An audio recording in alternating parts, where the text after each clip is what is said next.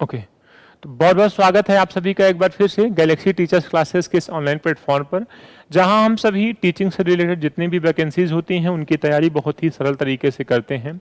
पिछली क्लास में हमने आपसे पर्यावरण के एक विशेष सम्मेलन, जिसे हम स्टॉकहोम सम्मेलन कहते हैं, उसकी चर्चा किया था।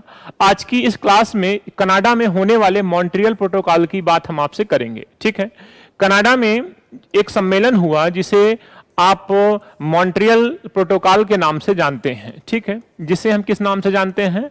मॉन्ट्रियल प्रोटोकॉल के नाम से जानते हैं, और खूब आपसे एग्जाम में पूछा गया मॉन्ट्रियल प्रोटोकॉल। ठीक है, जो इसका समय है वो है 16 सितंबर 1987। ठीक है, 16 सितंबर 1987 को ये हुआ। कहां हुआ? कनाडा के मॉन्ट्रियल शहर में, जिसे किस नाम से जाना जाता है? मॉन्ट्रियल प्रोटोकॉल के नाम से जाना जाता है। ठीक है, क्या है 16 सितंबर 1987? मतलब आज से लगभग कई साल पहले हुआ। आप उसको ऐड कर सकते हैं। जो प्रभावी हुआ ये, उसकी चर्चा हम आपसे करें कि ये कब से प्रभावित हुआ। मतलब 1989 में ये लागू होता है। किस लिए हुआ सर? इसका क्या उद्देश्य था मॉन्ट्रियल प्रोटोकॉल का? आपको पता है कि पृथ्वी से ऊपर जाने पर हम 5 परतों से होकर के गुजरते हैं। ठीक है, जो सबसे पहली परत है उसे हम कहते हैं क्षोभ मंडल, जो दूसरी परत है उसे कहते हैं समताप मंडल, जो तीसरी परत है उसे कहते हैं मध्य मंडल, और जो चौथी परत है उसे हम कहते हैं आयन मंडल, और इसके ऊपर क्या है? बहिर्मंडल। तो ठीक है, इसका नाम क्या हो गया? क्षोभ मंडल। इसका मतलब क्या हो गया? समताप मंडल। इसका क्या है? मध्य मंडल। ये क्या है? ठीक है, आयन मंडल। और इसके ऊपर आप जाते हैं तो हम क्या कहते हैं? बहिर्मंडल। ठीक है, इसे हम क्या कहते हैं? बहिर्मंडल कहते हैं। आप इसे 5वीं परत के रूप में देख सकते हैं। ठीक है, तो हमारा प्रश्न ये है कि ये जो हमारा मुद्दा है मेन समताप मंडल वाला, इसको कैसे सॉल्व किया जाए। आपको पता है कि समताप मंडल में एक लेयर लगी हुई है, लगभग 10 से 15 किलोमीटर तक की मोटाई है उसकी। ठीक है, 13 से 35 किलोमीटर, 15 से 35 किसी किसी किताब में लिखा है, किसी किसी किताब में 13 से 35 लिखा है। ठीक है, तो जिसे हम क्या कहते हैं? ओजोन। इसे हम किस नाम से जानते हैं? ओजोन परत के नाम से जानते हैं। ठीक है, ओजोन का जो सूत्र होता है वो होता है O3। ठीक है, अब इस ओजोन परत का जो मुख्य कार्य है वो क्या है सर? इस ओजोन परत का जो मुख्य कार्य है, सूर्य से आने वाली अल्ट्रावायलेट किरणें। अल्ट्रावायलेट कहने का मतलब कि जिन किरणों की तरंगदैर्घ्य, वेवलेंथ, तरंगदैर्घ्य 400 एंगस्ट्रॉम से कम होती है, उनको हम अल्ट्रावायलेट किरणें कहते हैं, परावैंगनी किरणें कहते हैं। ठीक है, ये परावैंगनी किरणें जीवों के लिए हानिकारक होती हैं। इनको रोकने का काम कौन करती है? ओजोन परत करती है। O3 जो कहां स्थित है? समताप लेयर में, जो समताप मंडल है वहां पर ये उपस्थित है, ऐसे जैसे मैंने आपको लाइन करके दिखाया।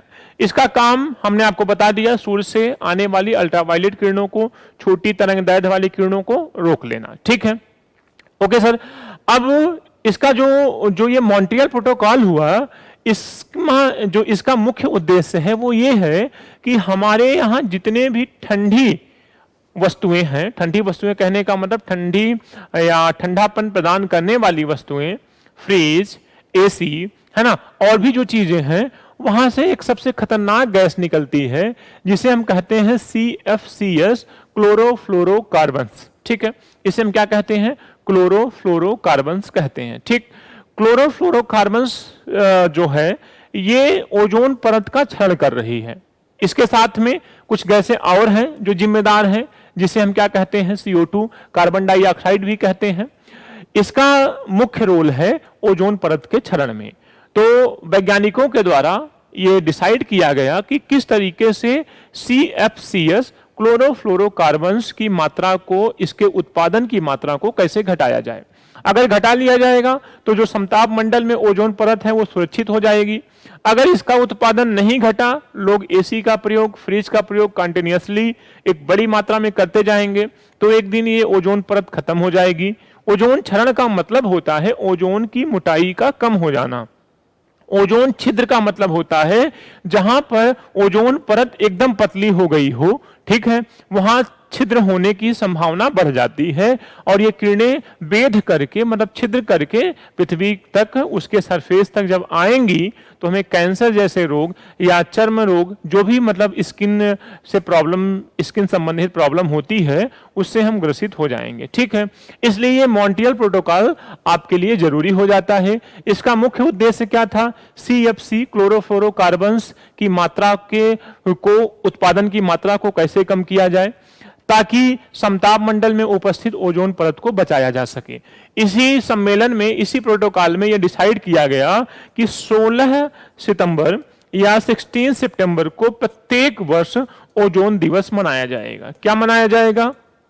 ओजोन दिवस, ओजोन संरक्षण दिवस मनाया जाएगा। तो एक प्रश्न आपका और एग्जाम के लिए तैयार हो जाता है कि 16 सितंबर को ओजोन दिवस मनाया जाता है, ठीक है। तो हम लोगों ने मॉन्ट्रियल प्रोटोकॉल को अभी पढ़ लिया है। जितने क्वेश्चंस आपसे संबंधित हो सकते हैं, एग्जाम में पूछे जा सकते हैं, वो मैंने आपको बताया। बहुत ज्यादा बड़ी क्लास हम लोग नहीं करेंगे, छोटी छोटी क्लासेस में बड़ी बड़ी बातें आपसे करते रहेंगे ताकि आप अच्छे मार्क्स एग्जाम में प्राप्त कर सकें। अपनी तैयारी करते रहिए। इसी तरीके से और भी जो जरूरी बातें हैं EVS की हम लेकर के आते रहेंगे। मिलते हैं आपसे नेक्स्ट क्लास में। Thank you so much.